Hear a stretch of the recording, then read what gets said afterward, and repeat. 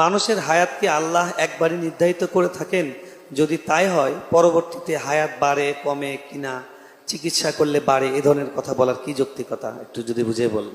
এ সম্পর্কে একটি হাদিস, আল্লাহ রাব্বুল আলামিনের কাছে সকল তাকদিরই চূড়ান্ত, কিন্তু তাকদিরের যে লেখক ফেরেশতারা আছে তাদের কাছে তাকদির দুই প্রকার, একটা তাকদিরে মোবরাম আর একটা গায়রে মোবরাম, একটা চূড়ান্ত একটা অচূড়ান্ত।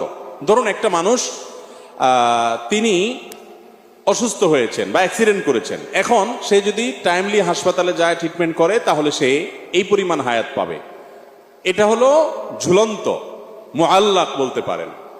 আরেকটা হলো যে না, প্রত্যেকটা মানুষের একটা লিমিটেড একটা ফিক্সড বাজেট আছে। ফর এক্সাম্পল আপনার 50 বছর আপনার বাজেট আছে হায়াত, বাকি আপনার লাইফস্টাইলের উপরে আপনার পদক্ষেপের উপরে নির্ভর করে আরো 30 বছর 20 বছর 40 বছর আপনি বাঁচবেন বা বাঁচবেন।